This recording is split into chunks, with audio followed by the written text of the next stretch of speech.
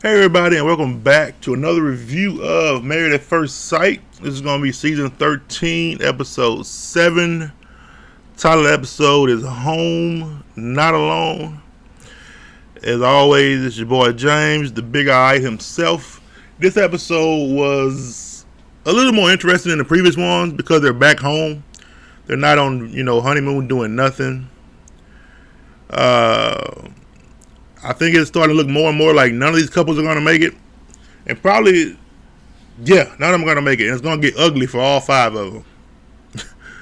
That's how I look at it. Well, I'm going to do it couple by couple, not scene by scene. I just find it easier to do it that way. So, make sure you like, comment, subscribe if you enjoy it. Let me know how you feel, and let's get into it. The first couple is Jose and Rachel. It starts out with them going to the mutual apartment. They like it. Jose complained about the damn dishwasher. So he said he doesn't like they like to wash dishes by hand, which is stupid and a waste of water. Honestly, the dishwasher is more efficient and uses less water. Washing it by hand uses way more water than dishwasher. He should know that. He's so goddamn cost effective. It's so cheap. He ought to know that it's easier to do it in a dishwasher. They talk about the alarms. She says she needs about 10 alarms to get up in the morning. And he was like, just use one. He sounded weird because a lot of people, they hit that snooze. I don't know what's up with him. His alarm goes up, he just gets right up. That's weird. Struggling to get up is perfectly normal. I don't see anything wrong with her. Maybe it's too many alarms. After a while, just go and get up, But he was complaining about that. I think it's not that big a deal. But again, I ain't in the situation. I do snooze a lot, but I'm in bed by myself, so it doesn't bother me. I think whenever I have been with somebody else, I usually just got up after maybe the second time. I didn't wait for hours like I do now. So it could be. They go to Rachel's apartment, and he walks into her apartment complaining about water because when Houston had the freeze in Texas, and they couldn't use water. So she had water that she bought, and she had it sitting by the door, water. And she told him, you know what this is for? And he was like, I'd throw it away. Like he was complaining about everything. Like he didn't like anything in her house because in her house wasn't bad. It wasn't like it was nasty. Just like it was not overly organized. Like it wasn't shit everywhere. It was just like she just had stuff in her house.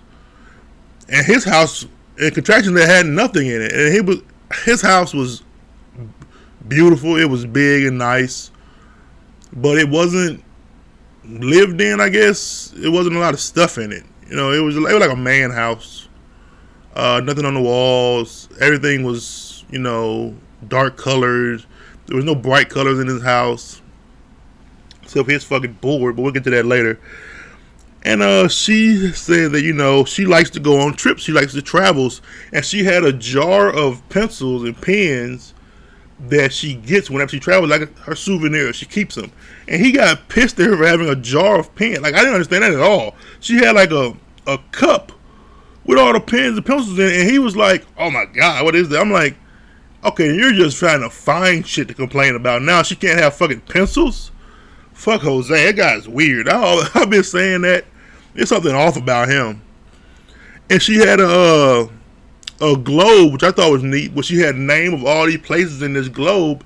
And she said, I would just reach in and pick out one, and whatever it is, that's where I'm going. Now, her method of doing that, I don't agree with. She would get credit cards for a trip and just kind of like max it out going on a trip and like worry about paying it off later. That is very bad. That'll kill your credit, which Jose takes his credit very seriously. It's A15. If he didn't tell you, it's A15. And so that was like, he was like visibly sick at the fact that she does that. But she has no give a shit about her credit because she's one of those people who she doesn't think about the future. She's like, there's no point in having money if you don't use it for anything. And she used her money to go on trips. And he uses his money to plan for the future. to make life easier for, the generation after him. He's in generational wealth, and she is like, this is my wealth. They're not going to get along on that. I don't think they're going to meet. They're going to agree, see eye to eye at any point on that. They go to his house, and his house is just a nice, big, pretty house. Well organized, straightened out. Everything's done. He has the whiteboard. The whiteboard that they've been talking about since the first episode. His family said he has a whiteboard with his budget on it. He has in the middle of the house. And I think half of those numbers are bullshit. I really do, because it seemed like the numbers were just ridiculous. I don't know if there's more to it than what I'm seeing. But like he had 70,000 like a 401k. I was like, that's bullshit, because the 401k cap is 58. So how do you get to 7? Unless he's like, I don't even know what. A lot of his numbers, there's no way he's doing that a month. That has to be in total for his accounts and stuff like that. His HS, everything was just ridiculous high numbers. And I'm like, there's no way you're doing that a month. It must be total. But even for a total, his 401k was too high. The highest you can even contribute to it is 58,000. He had 7. That must be like his contribution plus his employers. He's counting them together. And he spent the entire time just bragging on himself. Jose loves him some him. And he just talked about how, great his house was, how great he lives, how clean he is, how wonderful it is. And my God, he stroked his own ego for a long time. Pastor Cal comes and talks to them, and they're having a big disagreement over like finances and spending. They just have two different like financially outlooks. She wants to spend and he wants to save. She wants to live in the now and he wants to plan for the future. And neither one of them are doing wrong. That's the thing. That's always when it's the hardest. When nobody is doing something wrong, they're just doing it differently. His approach is fine. That's how he wants to live. There's nothing wrong with living like that. How she wants to live, that's fine. There's nothing wrong with living like that. If you can do it and you can afford it, then do it. Both of them can afford what they're doing, and they're both just doing it. And I don't see anything wrong with them adopting a little bit of the other's lifestyle. There's nothing wrong with her adopting of, maybe I should save something lifestyle that Jose had, and he shouldn't be more open to the, maybe I should do something. Maybe I should spend some of this money now while I can. Because you could die tomorrow. And I think they both say they want family, but right now he is actually living like somebody that wants a family. And she's kind of not. She's just kind of like doing her own thing. Which is fine because she's herself. She's on her own. She can do her own thing. He's planning for something that's not here yet. And she's just doing what she does, and when the time comes, then I'll worry about that. That's fine. That's two different ways to approach the same situation. He asked, had they consummated? They said, yeah, they had slept together. They said it. I don't know. It was weird. It was just, they were like, yeah, we've consummated. We've had sex. But it seemed like maybe it wasn't the best, or maybe they were embarrassed about it. Maybe something. I don't know. But they say they did it, so I'm just leaving it at that. I don't give a shit enough. They're not going to make it. Not at all. There's not a snowball's chance in hell. I think he is going to have a lot of problems with her, and she's going to have a lot of problems with him. And I think he is just full of shit. I don't see how they can stand him. I really don't. I don't see how she can. Like, she seems more easygoing and easy to relate to. He seems like it's his way or the highway. So mostly people just take the highway. And I see Rachel just saying, well, the highway looks good. It's clear. There's no traffic. And that's it for them, man. Our next couple is Merla and Gil. They arrive at the apartment, the shared apartment, and he wants to carry her over the threshold, And she's not into that. He picks her up, but she just goes dead weight, making it harder on him. I would have dropped her ass right there. Like, it was because she wasn't into it. She was just like, I don't know what's going on. I don't know what's up with Marilyn. I really don't. It seems like she likes it, but she doesn't want him to know she likes what he does. So she goes over the top with putting it down and being disgruntled about it. That's ridiculous and childish. They go to Marilyn's house, and her house was a tremendous disappointment. Because I'm thinking in the way she talks and the way she acts, she's got this nice, lovely, wonderful home. No, she has the smallest apartment out of everybody there. Her apartment is not decorated well, not nice. It doesn't look good at all. She doesn't look like she has any money. All of her money was in her closet. It was all in handbags and shoes. That's where all of her money goes. It goes in the handbags and shoes. The entire rest of her life, everything else looked like there was no money invested in it at all. Even she had these cheesy ass pictures on the wall of just her. Well, she went on trips, I guess by herself. If you ask her or look at her photos, she was the only person there. And she's doing these poses and all that. She has this collage of herself on the wall. And Gil started laughing, and I think it really hurt her feelings. Because he saw this ridiculous fucking this shrine to yourself, and he just started laughing. Like, it was like, oh wow, we really love you. Who goes on trips by themselves and take photos of themselves by them, like, and just displays them prominently of just her places? Like, I would take pictures with, like, my friends, my family. There would be at least one picture of somebody else in my house. No, she was like, it's all me, baby. And, she doesn't want to talk about, it's like she really doesn't want to talk about her shoes and her bag. Like, she's kind of like skirting around how much it costs. Like, she told Gil that he asked, like, for insurance reasons, how much would you say is in your closet? And she said about 10 grand. When she said that, I was like, that's a lie. Because, like, one of those pairs of shoes is like $1,000. And you got a closet full of them. That's not even counting the bags. And later on with Pastor Cal, he said it's probably closer to like 70,000. I'm like, which is crazy. It's crazy to me. But it makes perfect sense to her. They go to Gil's apartment, and she meets his dog. Gil's apartment is nice. It's very clean. It looks better than hers, really. But it's also decorated like a man. There's not a lot in there. It's just spacious, empty. Everything's either black or brown. There's not a lot of color or life to it. She meets his dog, Hype. Now, I'm going to have to side with Marilyn on this. The way Gil talks about Hype, I thought he was like a small dog. Hype is a big-ass pit bull. A big dog. It's not a small dog at all. Like, she couldn't walk that damn dog if she wanted to. It's half the size of her.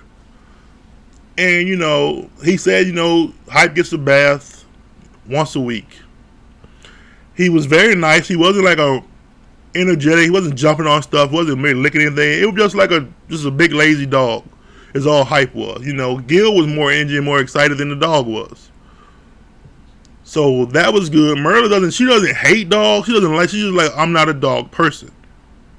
But she's not afraid of dogs. She doesn't like, oh, I can't stand it. She's just like, I'm not this dog type of person.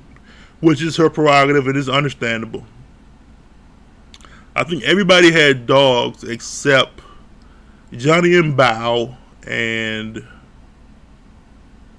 Jose and Rachel. Jose is not going to put up with a dog, and Johnny and Bao are also too clean, too neat for dogs. So so they make sense.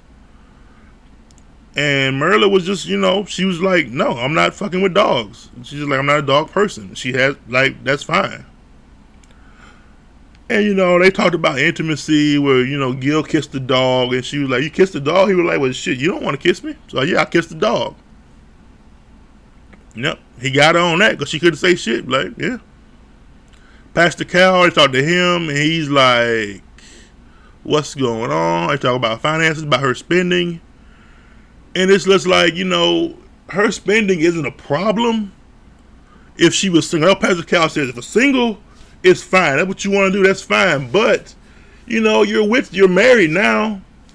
But I don't think she wants to be married. I don't know what's up with her. She just seems like she don't give a fuck. She don't. Like, she really doesn't. Why did you even do this? I don't think she should have even been on the show. It doesn't seem like she really cares about it. Doesn't give a fuck about him. What's going on? Or she was like, I'm going to do my own thing. I don't care. And I don't want to change. I don't want to adjust. Why would you even come on this show? Why would you even do this? Why would you punish somebody by having them match with you? And Gil is like, it has to change because it does have to change. If you're married, you can't just go spend thousands of dollars and like that's it. And Pastor Cal told her like $100 here or there, a few dollars here. You don't have to talk to your husband about any of that. But you're spending thousands on shoes and bags. That has to be a talk. There's no way around that. She doesn't see that, doesn't agree. They talk about intimacy, and Gil was like, listen, if we don't kiss by decision day, I'm out. I'm getting a divorce. Because she said she might not kiss him by decision day. She said it kind of half-assed, half-jokingly, like, she's just playing. But then, like, you don't want to play with that. I don't know why she's playing with that. Because Gil is dead-ass serious, like, I'm out. I'm not going to be with somebody that don't want to be with me. And, they asked her about, sex, and she said, later. She was like, I'll have sex with him maybe later. Not right now. And Gil was like, that's fine. I don't care about sex. He said, I care about intimacy. He's like, I want a kiss. Like, they touch. They hold hands. Like, she cuddles. She lays up on him. But, kissing, she's just like, I don't want to do that because you're a stranger. And it's like,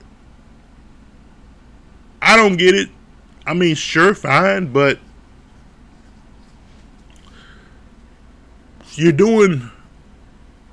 it's hard for me to just lay up under somebody, be holding them, and not want to kiss them. I don't know, maybe it makes sense to her. Maybe it makes sense to a woman. I don't see how. Maybe that's why Gil is confused. Like, we're all up on each other. Why are you acting like that's some big, huge step? Yes, sex. But, that's basic intimacy right after holding hands, But Gil was like, listen, if I don't get something, I'm out. And Meredith was like, okay, whatever. They're not going to make it. I think they're doing a lot better than I picked them for in the beginning. I thought they were going to just be at each other's throats from the start, but they're not. They're actually getting along very well. I believe it's mostly on Gil. Because the more she antagonizes, the more she pushes. He doesn't take it too seriously. He has a lot of patience. And he can just roll with it. And he gives it right back. As good as he gets, he gives it back. And she likes that. And I think he likes that. They have a very open communication lane. Where they just say whatever the fuck they want to say to each other. And they have the best communication out of all of them. Because they just say whatever. They're not trying to spare anybody's feelings. They're not worried about it. They're just saying whatever to each other. And they're both okay with that. They're both dealing with it. And it seems like they're getting along much better than I would have ever dreamed they would. Because they're holding nothing back. But they're not going to make it. Not at all. Next couple, Brett and Ryan. Wasn't really shit with them. Brett's house. I don't even remember her house. I remember her dog, and I remember Ryan loved her dog. What was her dog's name? Baxter? Yeah. That was the most life I've ever seen out of Ryan, was with her dog. He was playing more than the damn dog was. And he was just happy about her dog. That's all I remember about her apartment was just Ryan. She opened the door, Ryan saw her dog, and he just lit up like a goddamn Christmas tree, man. He was playing, running all over with that dog. They go to Ryan's house. Ryan's has a huge house. It's all brown. All his furniture, the walls, pictures, everything was just brown. And he had a big deer head in the bedroom. He had a fucking deer head on the wall in the bedroom. Like, good lord, dude, what the fuck? Like, even like, I don't mind a deer head, but I wouldn't put it in the bedroom. That's weird as fuck. That would give me nightmare. I would wake up screaming every fucking night. Wake up as a goddamn deer head on the wall. It freaked Brett out. She was like, that's gonna have to go. He was like, yeah. I don't know why you would even put it there. She worried about the dogs meeting. The dogs didn't get along. Her dog, Baxter, and his dog, what was his dog's name? I don't even remember it. I didn't write it down. But his dog looked like just a big version of her dog. They looked like the same dog except miniaturized and large. And her dog was the fucking asshole. And she was stressing about that. Like, all the dogs get along. And Ryan was like, they're dogs. They'll get along. They'll be fine. There's no big deal. But she was really having a panic attack. But he was like, they'll get along. It's not that big of a deal. Like, she stresses a lot and he doesn't. And I think her stressing a lot is really getting on his nerves. Her having never done shit in her life, I guess. She's not open to experiences or doing things that she doesn't relax. She doesn't calm down. And that's all he is calm down. He's at 0 all the time. Never at 100. And I think it's starting to wear on him. I don't think he likes her in the first place at all. They go to Pastor Cal and he's talking about her, and she says, she has a crush on him. And he just like, no. He's like, I like her, and maybe I can see us going past liking her, which means he doesn't like her and he doesn't want to be with her. The way he said it was that I don't like her and I don't want to be with her. They talking about they haven't had sex and they are intimate, but it's slower than what he's used to or what he likes, and that's going to be an issue for him if it doesn't speed up. I think Ryan is done. I don't think he gives a fuck. I don't think he gives a damn at all. I think he never liked her. From the wedding, he didn't seem like he really liked her. And now it's just more and more every time you see him and her together, it seems like she's getting more into him. And he is like, God, I wish this bitch would go away. They're not going to make it at all. Next couple is Bao and Johnny.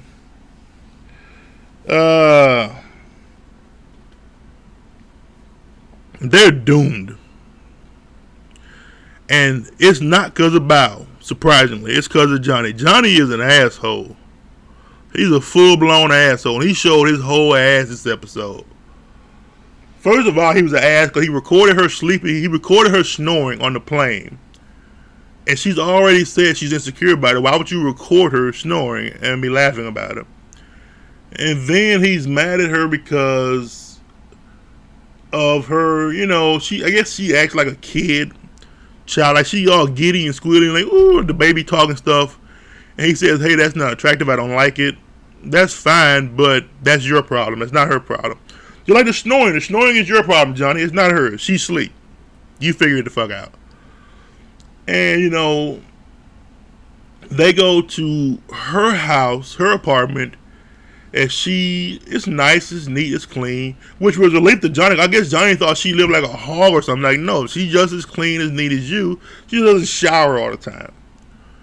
In her bathroom, she had toilet paper, wipes, and a bidet. So her body not going to be clean, but her ass is definitely clean. She cleans the butthole. And she uses all three, apparently, whenever she goes to the bathroom. Man, Johnny had a bidet in his apartment, too. And she was like, oh, we both have bidets. And he was like, yeah. So Johnny was taken aback by how clean her apartment was. Because he thought it wasn't. He thought she was just like nasty. And she's just as clean as he is. But she is clean, but maybe not as clean as he is. His apartment clean. He has a closet full of the same fucking shirts. It was like a cartoon. where a guy opened his closet had the same outfit. That's how Johnny's was. And she said something about that. But it wasn't nothing there. She just thought it was funny and that it was weird. Because it is. And he had lightsabers. And they're playing with the lightsabers. Now, he was mad at her for having like kid equality. But he's sitting there playing with lightsabers with her. And he doesn't mind that at all. It's like, I don't know what. I think Johnny doesn't like her. Doesn't want to be with her. And would latch on to any excuse to make it difficult.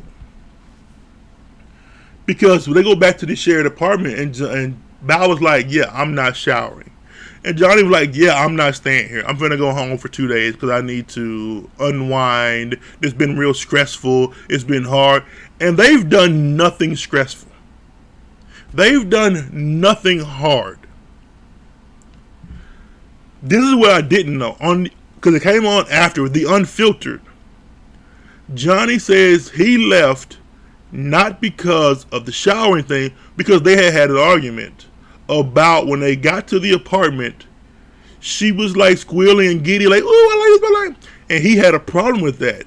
And she was like, well, that's on you. Because I'm excited, I'm happy, and this is what I do when I'm excited and happy.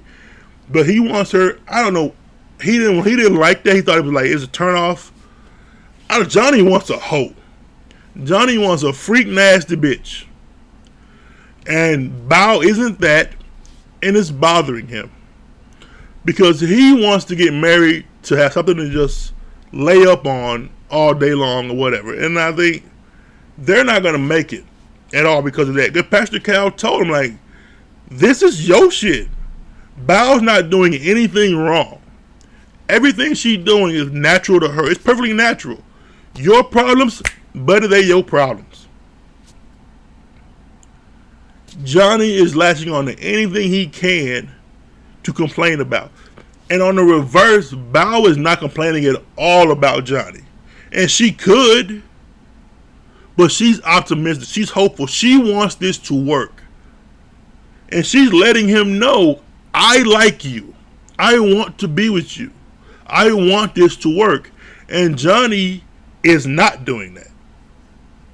He doesn't like her. He doesn't want to be with her. And he doesn't want it to work. But he can't just up and say that. So he's trying to find anything that she does. Like, I can understand her squealing and baby talk. Okay, I don't like that. That's not the end of the fucking world, Johnny. And she doesn't do it all the time, only when she gets excited or happy. Okay. That's not the big deal at all. Okay? Really not. Why you're trying to make it like it's some huge thing, that's that dating app bullshit that Johnny is hung up on. And he says it all the time. On the dating app, I'll just swipe. I'll be on to the next one. This is real life. It's not an app. Okay? You're hanging up on bullshit. You're worrying about shit that don't matter. And I feel bad for Bao. I would have never thought Johnny would be the uptight one that's looking for a way out. I would have thought it would have been Bao, but it's Johnny. They ain't gonna make it because Johnny is looking for a reason to leave. He got a whole lot of daddy in him. He got a whole lot of like up and go, quit. That's what he wants, and that's what he wants to do. And Bao just let his ass go. Because he left for 2 days, came back with Thai food, and Bao wasn't. That's why Bao wasn't upset when he came back, because she knew they had a big argument when he left. It wasn't shown because ratings, but they talked about it. It was on Unfiltered. It wasn't on the show. That before he left, they had a big argument, and that's why he left. And it wasn't the whole showering thing at all. So when he came back, she was like, okay. Because she knew we was getting into it, so he left. And now he wants to work it. He wants to keep hard. You know, he's getting upset over small shit. Like, Johnny, you full of shit. Johnny looking for a hoe. That's all he wants. I can tell by how he talks and how he looks at her. He wants a hoe. And Bao is too smart for that. Bao isn't, that's not what she is. Our next couple is Michaela and Zach. Zach is back, He said that he tested negative, but I guess he couldn't fly, so he had to drive back. This motherfucker had to drive back from Florida Keys to Houston. God damn. That's 12 hours just getting out of Florida. Like, you shit. Woo, that's good Lord, that's a drive. Cause that's past Florida. That's down there in the damn Caribbean.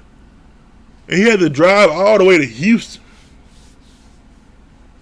I guess because he couldn't fly. Fuck me. Anyway, he's back. And he surprises Michaela with that he's back. You know, she's happy to see him. She had this whole gift package for him she's going to send him. And she got framed pictures and stuff like that. Which Zach thought was kind of weird. I did too. I was like, damn. You know, but they married, you know. That's not an odd for a married couple. It is for a couple that just met, you know. Because they didn't even spend the honeymoon together. They literally got married, had sex, and was separated from each other for a week. For 8 days. 8 days. They go to his house.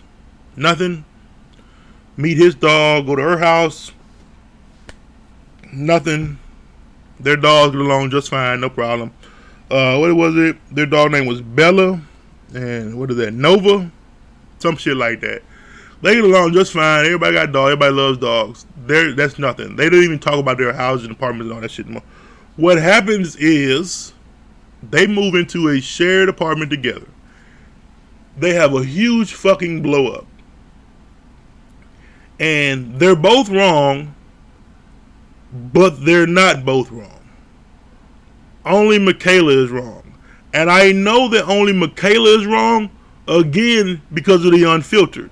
If it wasn't for the unfiltered, I would have thought Zach fucked up and Michaela fucked up.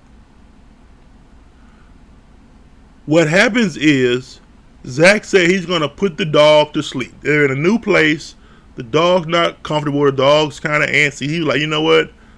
Bella's tripping. I'm going to go in here with Bella. I'm going to put her to sleep. I'm going to stay in there with her, make her calm down, relax, whatever, you know, people who love dogs do. I'm guessing that's what happened. He didn't say that, but I'm thinking that's what happened. But he said he's going to put the dog to sleep. He says, I fell asleep. So Michaela's in one room, Zach is in the other room. She sleep, he sleep. He wakes up in the morning. Michaela has told him, do not wake me up. I don't care what's going on. In any circumstance, do not wake me up. So he was like, listen, I'm finna take the dog to the dog daycare, to the dog sitter or whatever. At 7:15, he gets the dog, he gets Bella, and they leave. Michaela wakes up after that, and she's looking for him. She doesn't find him there. She says him and the dog are gone. She's like, okay. She's like, he's not answering my texts. He's not calling me. I don't know where he's at. Last thing she knew, he was with Bella, and they were going to the daycare. That's the last thing she knew. So she freaks the fuck out. She starts slamming shit. She's grabbing her head. She's having a complete fucking meltdown. A total goddamn breakdown that is unnecessary. And that she had just said the day before she won't do. Because they talked, she said, oh no, I don't storm out. I don't get upset or yell or leave because that's abuse. That's what she said. Complete bullshit. That's not abuse. First of all, leaving a bad situation is not abusive. Okay? I don't know where she got that from. That's horseshit. Walking away is not abusing somebody. That's walking away so you don't abuse somebody. And then she packs her shit and leaves because Zach wasn't there in the morning. Like, she packed up all her shit and left. What the fuck? Because he didn't text her back or because he wasn't there in the morning. He was gone with the dog. She sees he's gone and the dog's gone. Apparently all his shit's still here. But him, the leash, and the dog are gone. So clearly he's in Timbuk fucking too. Right? That's a reasonable assumption, right? He comes back at 9:15. He left at 7:15, came back at 9:15, so he's gone for 2 hours. And she's gone. Later on, he's talking, he was like, what happened? And she's like, I woke up, my husband was gone, and you left. She was like, is that why you moved out? And she's like, yeah. They're having this argument back and forth about, that's crazy, because it is, but she's like, it's not crazy. He was like, I was back at 9:15. She's like, no, you what are you, a motherfucking goddamn lie? Like, she was cussing him out. But we can see, it's like, we can see on the damn thing, he did come back. You were already gone when he came back. Remember, he was only gone for 2 hours. So in that 2 hours, he left. She woke up, and he wasn't there. She packed her shit and was gone. He came back to her being gone. If it would have stayed like that, I'd have been like, okay, he should have texted you or answer your text or call back or whatever. Him not doing that was fucked up by him. That was no reason for you to leave. No reason. Because he didn't text you back, you don't just give the fuck up and be like, I'm out of here. That's crazy. What I found out on the Unfiltered was that he was texting her back. They were talking. That's why on the couch with Pastor Cal, he was so fucking gobsmacked. That she was saying that he was like, but we were. Like, she knew he took the dog to the daycare. He knew that he was gone. She knew he was coming back. She knew all of this because he had texted her and told her this. She knew everything that was happening. He didn't go silent on her. They were talking. He put that, no, it wasn't Unfiltered. He put that on Instagram. It wasn't Unfiltered, it was Instagram. Or Twitter, I can't fucking remember. He was like, we were talking. That's how she knew what I was doing. That's how she knew, because he didn't tell her I'm doing it. She knew because he had texted her and told her what he was doing. I think it was Instagram, not Unfiltered. Unfiltered was the Johnny shit. So if he's telling the truth, Michaela's response was completely over the top and justifies why he started laughing and just looking upside her head. Like, this is crazy. This must be just for TV. Because I did tell you all this. I did text you. He said I did text you. He just didn't wake her up. So she was, fuck that. She starts crying, saying, she felt abandoned. This is another reason why I believe him when he says he was texting her, because she was like, I felt abandoned. Once she was saying that she felt like he had left her or he was gone, it didn't matter what he said. Whatever actually happened didn't matter because her feelings said something else was going on. And he tries to comfort her while she's crying, and she pulls away, like in disgust. And he just says, fuck it. And he just moves away from her. And Pastor Cal says, wait a minute, I told him to get closer to you. And do you not want? She was like, yeah, I want him closer to me. But, I kind of don't, because she doesn't know him. They weren't on a honeymoon together. They didn't spend any time talking, getting to know each other. Because they were separated because he was quarantined. They literally just met. They don't know. Yes, they've had sex, but she don't know anything about him. He doesn't know anything about her. And the more they learn about each other, I think this is going to get uglier and uglier and uglier. Because she is fucked up. And I'm not saying that, I mean, like, she lets her feelings dictate everything. She can say something with a clear mind that this is what's going on. But when something actually happens, her feelings override all that common sense. It overrides everything. Her feelings will override everything. And she may not even be aware that that's what's happening. And I think Zach is starting to see it because she had just said she won't do that. I won't get angry. I won't yell. I won't storm out. She did all of those in less than 24 hours. And it seemed like she didn't just do that. This is going to be a disaster. Shit. A disaster. And I think she's just getting warmed up. They going 0 for 5 this season. None of them going to make it. The closest one is the one that I thought didn't have this a snowball's chance. It was Marilyn and Gil. But with each episode, they get closer together. They have the best understanding of each other out of everybody here. He knows exactly what she is, and she knows exactly what he is.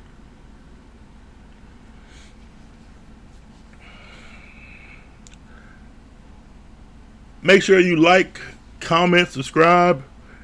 Leave your thoughts down below. Hey, do you see it like I see it, or am I seeing it weird or wrong? The Michaela and Zach thing is confusing me. The Johnny and Bao stuff is just like, what? But that's just how I see it. Shit. That's all I got for this time, man. I'll see y'all next time. Hey, peace.